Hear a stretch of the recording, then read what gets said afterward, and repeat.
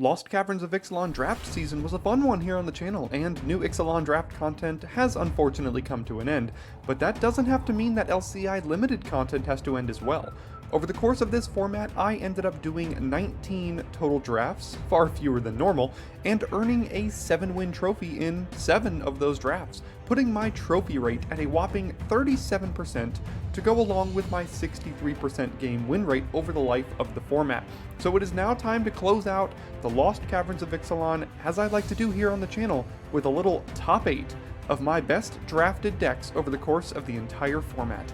I have included all 7 trophy decks, plus an additional deck that went 6 and 3 to battle it out in a single elimination best of 3 top 8 tournament, and after 7 videos over the course of the next 7 days, we will be able to crown what was my best drafted deck in Lost Caverns of Ixalan.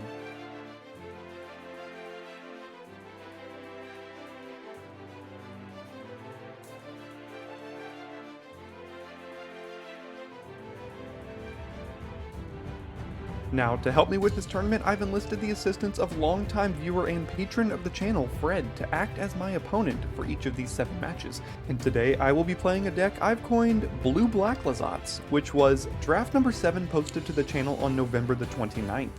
The deck gets its name from a singular copy of what might be the best card in the entire set, Blacklazotz's Deepest Betrayal. The rest of this deck is honestly quite underwhelming and very low in power level, but it's designed to stall the game until Blacklazotz can take over and win the game all by himself. Fred will be piloting a Rakdos Descend deck, which was the first LCI draft posted to the channel on November the 15th. Red-Black did not end up being one of the better archetypes in LCI Limited, but this deck managed a trophy on day 1 of the format behind the power of a few cards like Geological Appraiser, Defossilize, and Inti, Seneschal of the Sun. This deck also has the ability to assemble quite the combo of Sunshot Militia plus Rakdos Descend, dealing 4 damage to the face on every activation. Drop a comment down below to let me know which deck you think will come out on top, and I'll see you in the match. Alright, here we are in Quarterfinals 4. Awkward to have the splash card in our hand without any sources, but Freebooter chumping something can give us a treasure. So we'll keep this. We got a 1-drop and a 2-drop at the very least. And we'll go from here. Yeah, lands are not things I need more of, but welcome to the channel if you're new. It's what we do here. Sunshot Militia. Once again, lands are just not it. So he mulliganed to 6, looks to be potentially mana screwed, but we have literal no cards in our hand that we can play right now. So... okay, found a second color.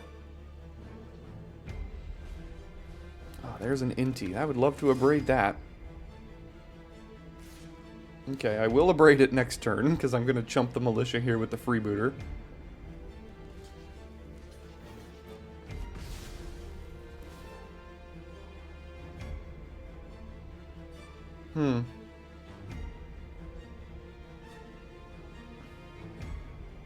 I mean, that does let us... yeah, there's probably worse things I can draw.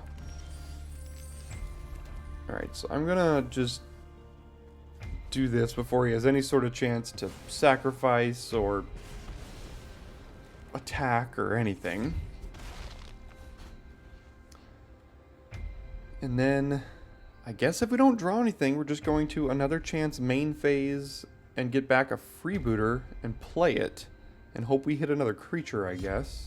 I suppose I could have held this back and chumped and done the same thing and gotten back a snail and guaranteed 2 creatures here. That might not have been too bad. Rakdos Descend with Sunshot Militia. And we draw another land, of course. This is the combo. So this was the first deck I drafted the entire format, and I assembled this combo on day 1, and I was so excited for the format because of it.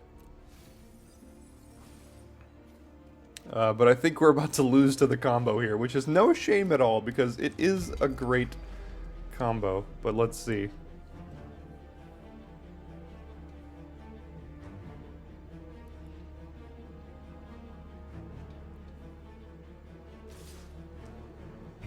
This thing has trample.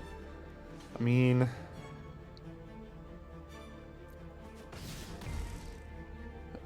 I guess I'm just trying to do this to find an answer to this combo, see if I can break it up a little bit.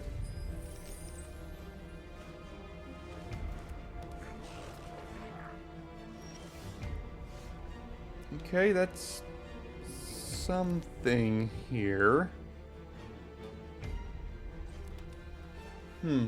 I wonder if there's a way I could get the Oger stuck in his hand and use it with the snail here. Like if I Brackish Blunder and get the Oger out of his hand? I don't know if there's a way I could do that.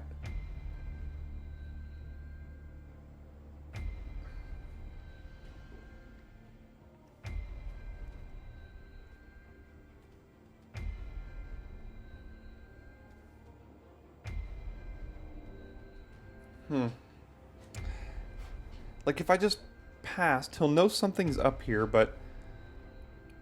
So if I pass the turn and he plays all of his cards out of his hand, I then Brackish Blunder the Oger and then Snail, and maybe that lets me survive? Alright, I'm gonna try it.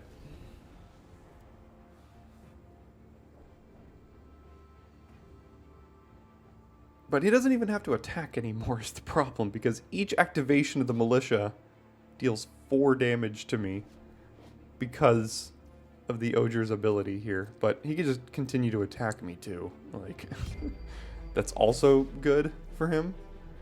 So let's jump here and try to save ourselves. Alright, play both cards.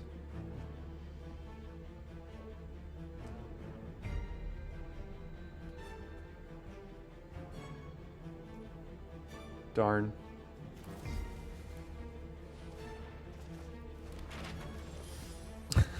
I mean, what am I supposed to do? I'm not, like, nothing's happening here. I've drawn, like, basically nothing this whole game.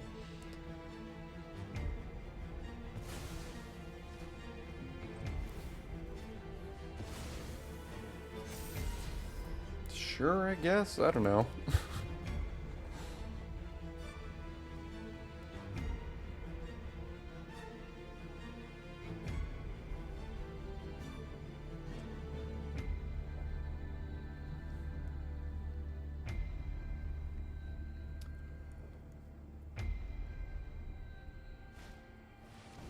Appraiser, that's also good. Ancestor's Aid.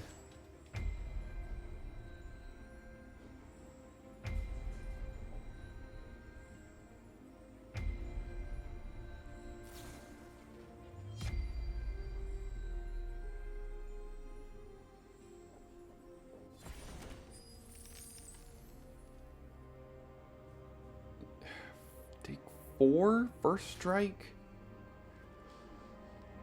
Go to 6. Dead on board next turn. I can't be dead on board next turn, so I have to jump here.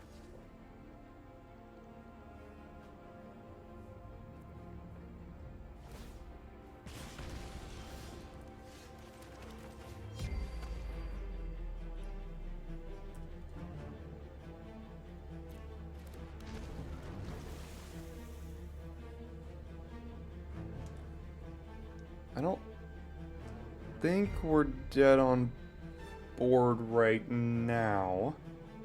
We can go to 1.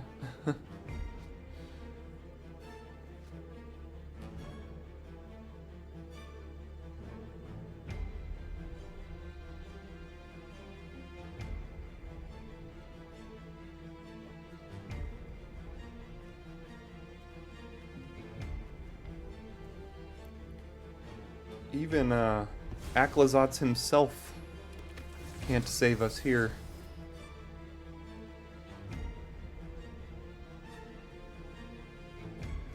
Setting up the kill next turn, more than likely.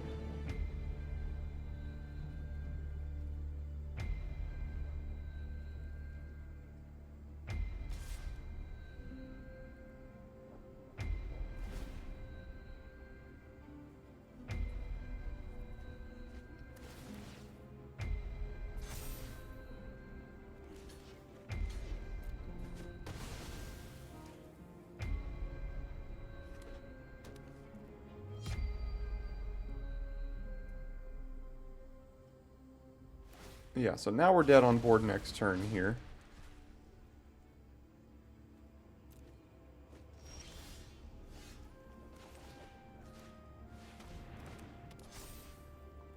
I mean, I'll pretend that this does anything.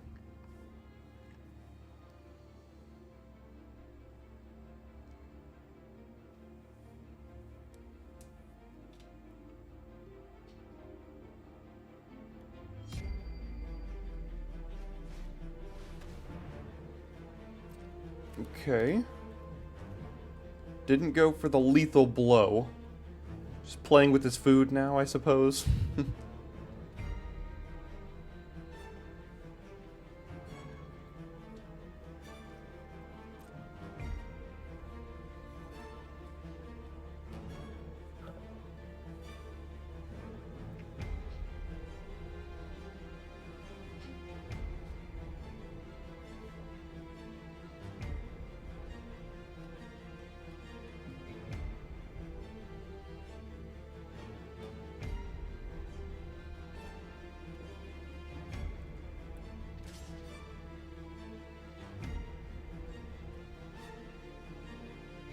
Yeah, I mean, he gains lifelink and stuff too, so.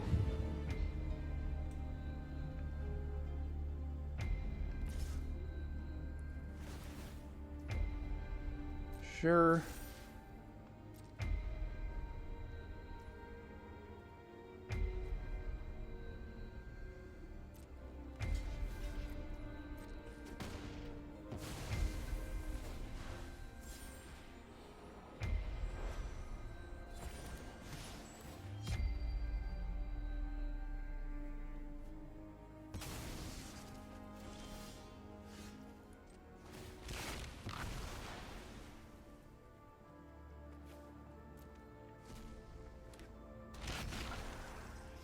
Alright, pass it on back.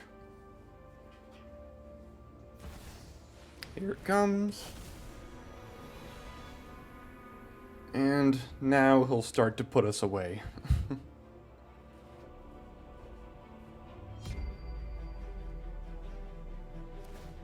Okay, go to 4.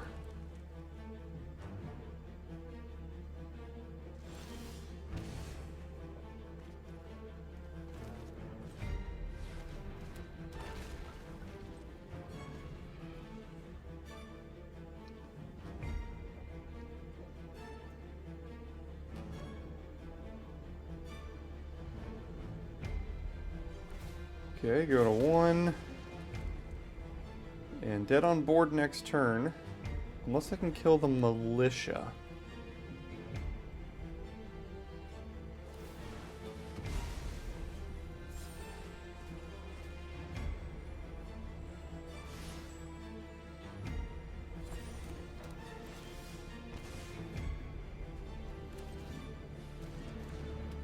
Alright. Looks like you got us here.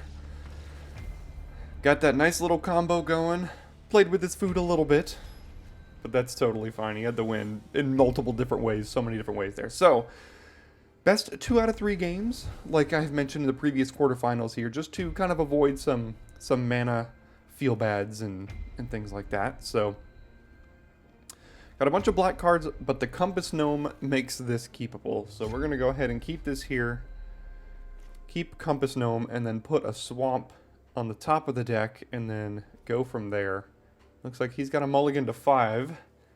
Maybe that'll let us get back into this game, but yesterday I also had a mulligan to 5 in my portion of the quarterfinal match, so mulligan to 5s happen.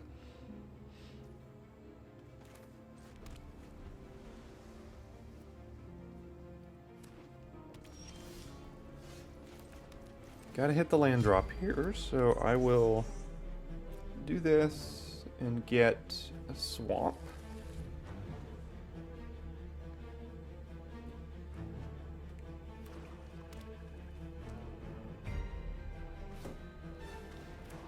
Oof. Yeah, artifact or creature, so can take anything but offering here, I guess. Probably gonna get rid of the Nautilus if I had to guess. Yeah, that's what I thought.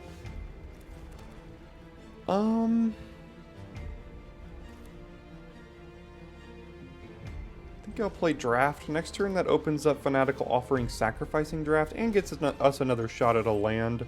Don't want to miss land drops next turn, so gonna do that here, and then next turn probably. Good thing I'm playing bad cards in my deck, so I'll exile the Freebooter. That's a pretty good combo too, though. Yeah, let's do this.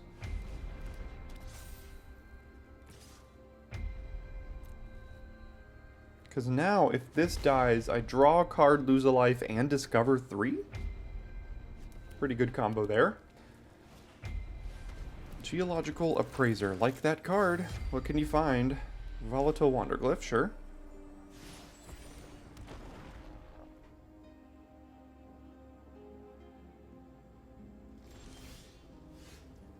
I do not like missing land drops, I'll tell you that.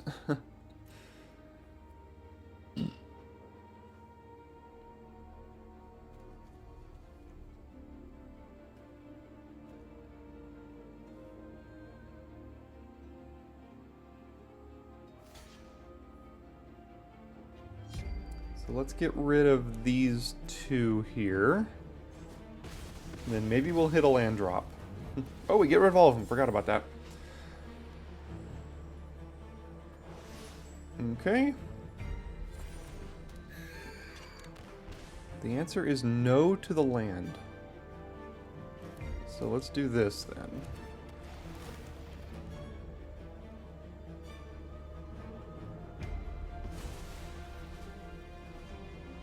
Okay, he got rid of a land as well.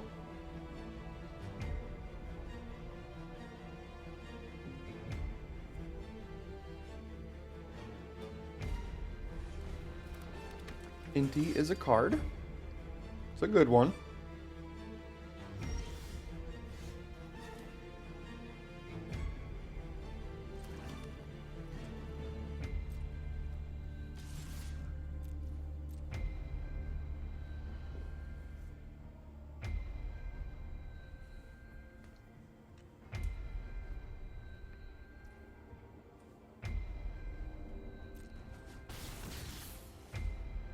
And I think I'll play Roaming Throne. I'm looking back through the deck list here, and Snail and Freebooter, I think, are the only two cards that synergize with the Roaming Throne, so I'd actually have to name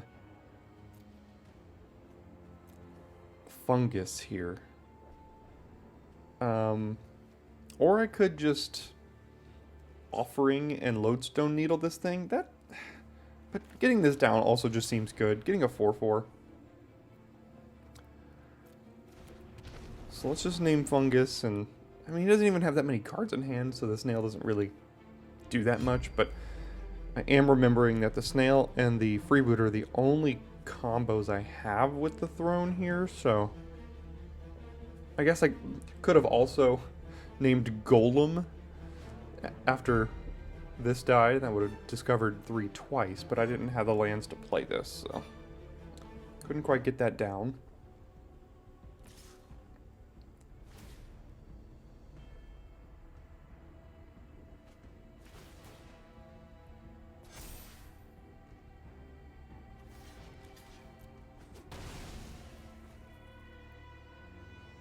Must have been digging for something. Or have a Braid, potentially, to finish off the Roaming Throne. Which is also fine with me. Deadweight, that's also fine. Can't play the Echo now.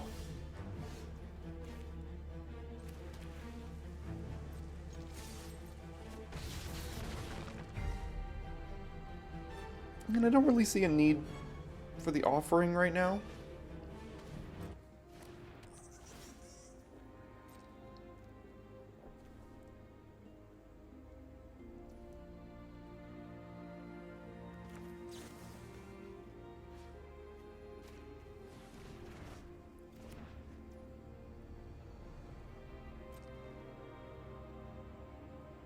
Oh, I thought it was his end step. Why did I definitely thought it was his end step. Oh well. It's okay. I think we're probably still fine here.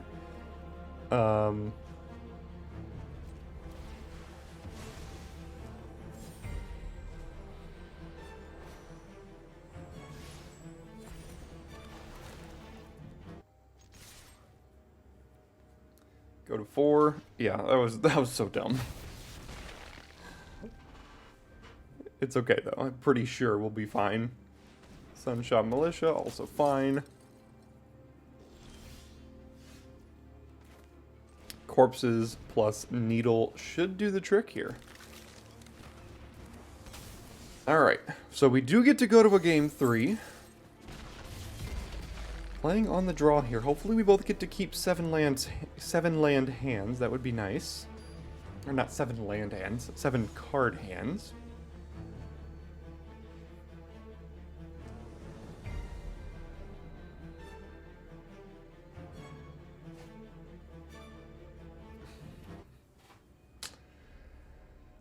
Huh.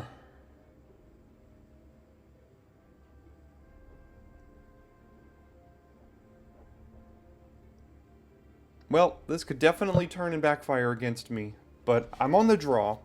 Any land lets us play Oaken Siren on 2, and a swamp means we are off to the races here, so never didn't have it, right? Sometimes you gotta risk it for the biscuit.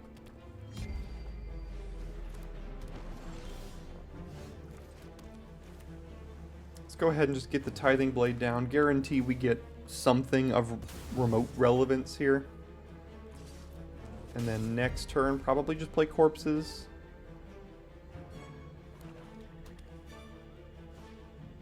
Careening Minecart, fine by me.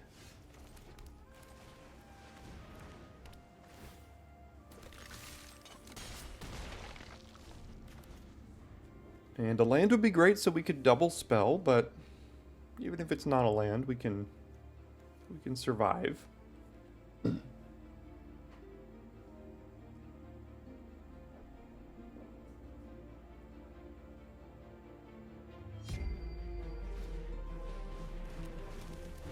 Okay, this tells me, the auto-tapper tells me he has dead weight in hand. Sometimes the auto-tapper gives away info like that.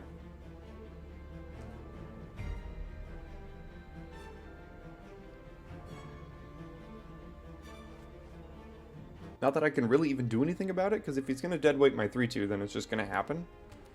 So let's see. Okay, Echo of Dusk, just a 2-2. Could crew this, but might want to just keep it back to trade as well. Okay, that's pretty good. So I'm willing to trade a freebooter for getting this back into my hand here. So I'm just going to attack with it.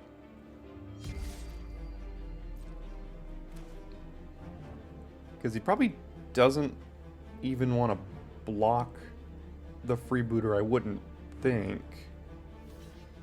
Okay, that's fine.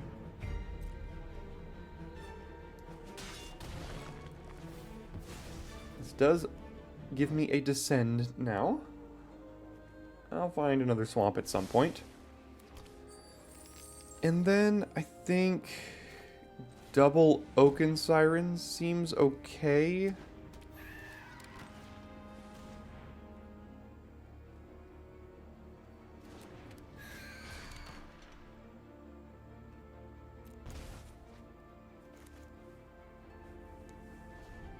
And then a land next turn lets us play Corpses and Lodestone. A swamp could let us play Snail. We do still have a treasure, though. Might use the treasure anyway. Ah, this can only hit artifact or creature, so he's probably taking Lodestone Needle here now. Unless he really has something he's got to protect. But yeah, there goes the Needle.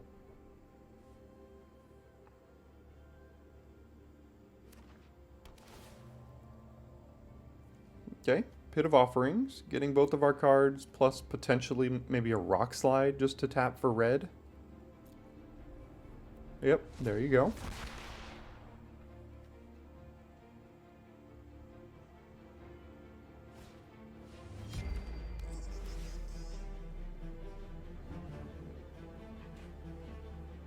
Compass Gnome don't need a land.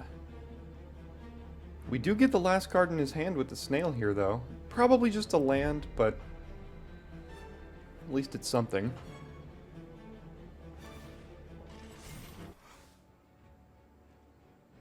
They will attack us this time. Obviously not going to block it.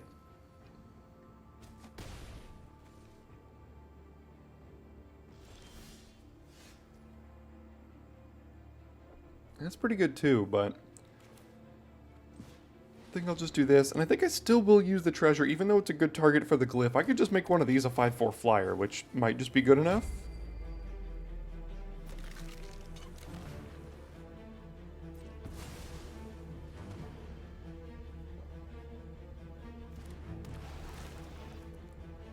Probably trading, taking 5 here. Ooh, we got a geological appraiser. That's not too bad.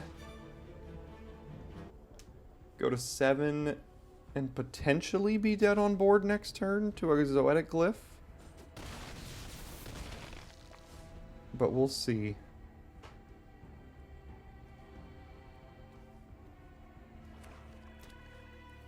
Could just craft the Visage of Dread here.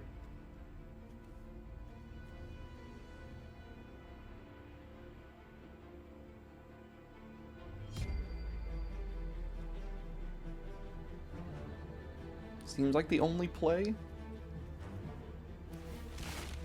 Yeah.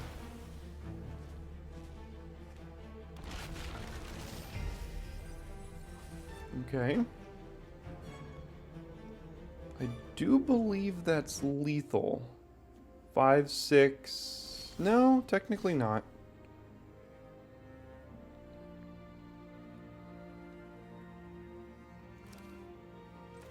But if I animate the Tithing Blade, block, take 3, and then I discover 3, or I could just animate the Oaken Siren here. Yeah, this seems better to me.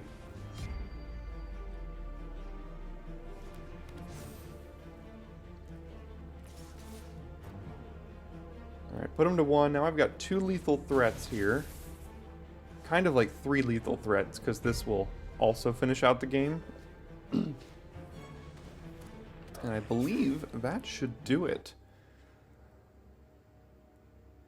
So that gives blue Blacklazotz, a little bit of a blue-black controlling-ish deck, the advancement into the semifinals with an updated bracket on your screen now. We've got blue-white control taking on blue Blacklazotz here in the semifinals, which will be in 2 days because tomorrow will be the first semifinals between blue-white artifacts and 4-color caves. Should be a good one. Tune back into the channel tomorrow to check that one out. 3 days left in the tournament. Hope you're enjoying it as much as I am. I'll see you tomorrow for more Daily Draft tournament content.